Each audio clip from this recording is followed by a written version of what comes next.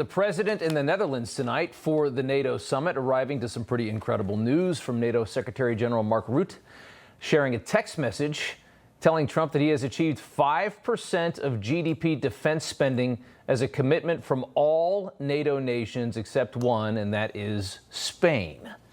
5%. They're all agreeing to move toward here in the next few years. Rutte explicitly telling Trump just how remarkable that is. The man the global establishments call a threat to democracy and a threat to NATO has strengthened the West and NATO more than any other person alive or who has ever lived. Think about that. They called him a Russian agent. NATO at 5% would literally be Vladimir Putin's worst nightmare. Think about that. But the day didn't start so great for Trump. The president was steaming as he walked out of the White House after his ceasefire between Iran and Israel had a pretty rough start last night. Trump saying he felt like both countries violated that midnight ceasefire. The president has dropped a few bombs lately. Today he dropped the F-bomb. We have two countries that have been fighting so long and so hard that they don't know what the they're doing. Do you understand that? I think we understand. It does appear that the truce is holding tonight, though, and sometimes ceasefires get off to a bit of a sticky start.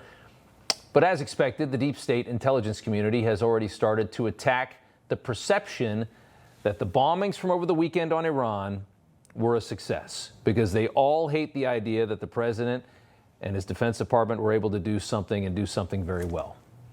Someone described by the White House as a low-level loser in the intelligence community has leaked a very early intelligence assessment, just one assessment, by the way, on the Sunday morning strikes, claiming the barrage of bunker busters and tomahawks that the president and Pete Hegseth unleashed didn't do much damage at all.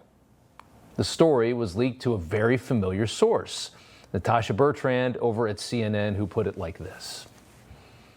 The Defense Intelligence Agency has assessed that the core components of Iran's nuclear program are largely intact, and that Iran's nuclear program has essentially only been set back by months. It does conclude at this point, again, it is still very early, that those underground facilities, including the centrifuges, including the highly enriched uranium that everyone has been talking so much about, those are largely intact.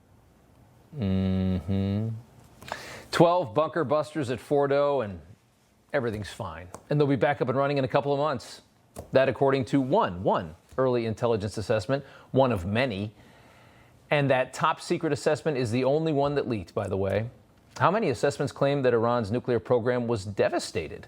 Because those are the assessments that the president and Netanyahu and everyone else seems to be looking at. Of course, those didn't leak. CNN reporting tonight that they have 3 different sources that say Trump's strike was ineffective. It makes a very sexy headline. It's been on the screen all day long at CNN. They've been talking about this story every 10 minutes all day long. 3 sources. And then they admit, much quieter, that all 3 sources are citing the same leaked assessment report. So 3 different people read it. This is how it works. This is how it always works. The defense secretary releasing his own assessment. And this guy knows more than anybody, by the way, and sees more than anybody, saying everything that he has seen, the bombs obliterated Iran's nuclear facilities. And anyone claiming otherwise is simply trying to undermine the president, which, as we know in Washington, happens all the time. CNN's Natasha Bertrand, who broke the story, is infamous for telling viewers that Hunter's laptop was Russian disinformation and pushing the Steele dossier as a credible source of information. She is a very handy tool for the intelligence state when they want to get out something that is of an agenda. And they have many agendas. Netanyahu agreeing with the White House, saying between Israel's bombings and the U.S.'s bombings over the weekend, Iran's facilities are gone. So now you have Israel's intelligence, which is fantastic, is what he looks at. Our intelligence as well saying these facilities are devastated. And if Iran starts rebuilding, Israel saying they will strike again. Trump making it very clear the U.S. is out of Iran. It's Israel's job now. Do you want to see regime change in Iran? No. If there was, there was. But no, I don't want it. I'd like to see everything calm down as quickly as possible. Regime change takes chaos. And ideally, we don't want to see so much chaos. So we'll see how it does. You know, the Iranians are very good traders, very good business people. and they got a lot of oil. They should be fine. They should be able to rebuild and do a good job. First, they might need to get rid of that regime in Iran. The Iranian people might need to. But as it stands tonight, Iran is signaling, the mullahs and the government is signaling that the nuclear program is simply going to continue. They say that they're looking at the damage, assessing the damage, and they will restart the nuclear process. So what on earth does the world do about Iran? Building nuclear weapons so that they can hold the world hostage in exchange for billions of dollars to not use them. It's the same game yet again.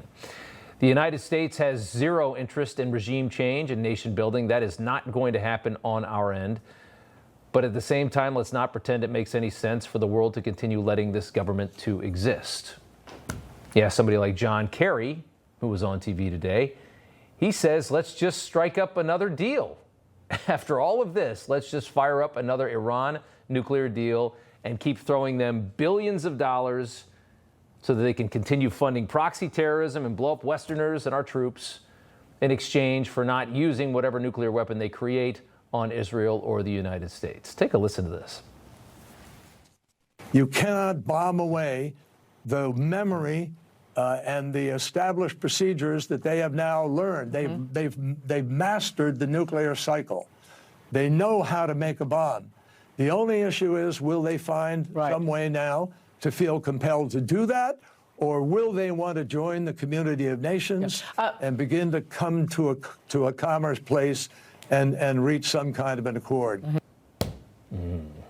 Thoughts, deep thoughts from John Kerry. There you have it. You know, everybody's reporting the same stories, the same spin. You turn the channel, it's always the same. But not us. We're different. We report the real news. No spin, just the facts. Turn to us, and you won't turn back. Tune in to Rob Schmitt tonight on Newsmax.